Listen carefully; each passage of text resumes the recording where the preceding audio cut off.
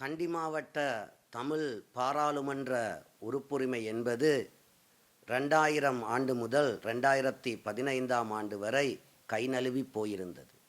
அதனை கண்டி மாவட்ட தமிழ் பேசும் மக்கள் ஒன்றாக இணைந்து தங்களுடைய தியாகத்தின் மூலம் 2015ஆம் ஆண்டு வென்றெடுத்தனர்.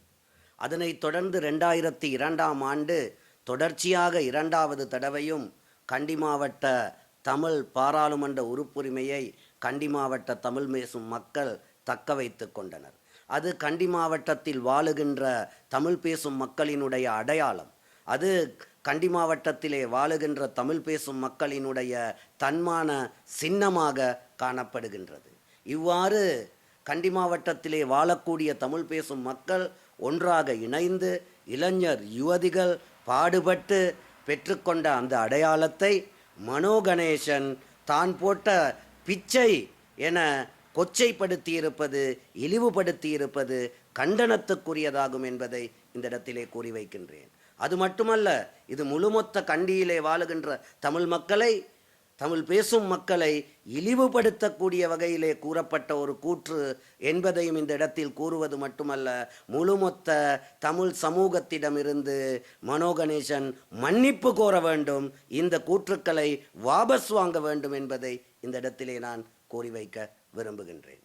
கண்டியிலே வாழக்கூடிய, கண்டி மாவட்டத்திலே வாழக்கூடிய தமிழ் பேசும் மக்களுக்கு இந்த பெற்றுக்கொண்ட பாராளுமன்ற எம்பி மூலம் அவர்களுக்கான நியாயம் எந்த அளவுக்கு நிறைவேறியது என்பது இங்கே வாழக்கூடிய ஒவ்வொரு மக்களினதும் மனதிலே வந்து காணப்படுகின்றது என்பதை இன்னும் மனோ கணேசன் புரிந்தில்லை என்பது அவருடைய கூற்றிலே இருந்து தெரிந்து கொள்ளக்கூடியதாக வந்து காணப்படுகின்றது.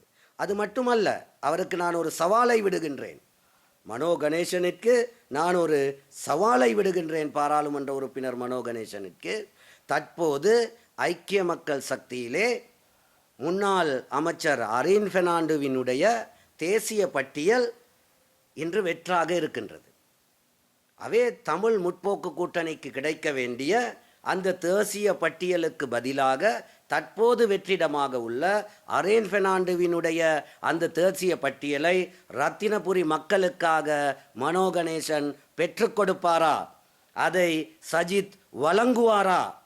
உங்களால் அதை செய்ய முடியுமா என்ற சவாலை இந்த இடத்திலே நான் வந்து முன்வைக்கிறேன். எனக்கு தெரியும், ஒருபோதும் இவர்கள் செய்ய போவதில்லை.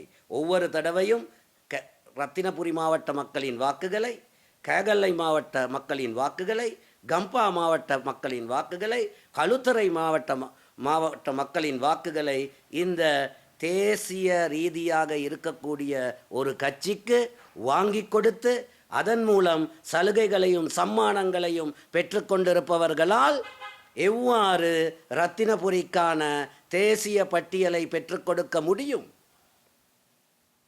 அவ்வாறு சலுகைகள் பெறவில்லை என்றால் நாங்கள் சொல்லுகின்றோம், இப்போது வெற்றிடமாக இருக்கின்ற அரீன் பெர்னாண்டோவினுடைய அந்த தேசிய பட்டியலை ரத்தினபுரி மக்களின் வாக்குகளுக்கு பெற்றுக்கொடுங்கள். பெற்றுக்கொடுக்க உங்களால் முடியுமா என்ற சவாலை இந்த இடத்திலே நான் வந்து முன்வைக்கின்றேன்.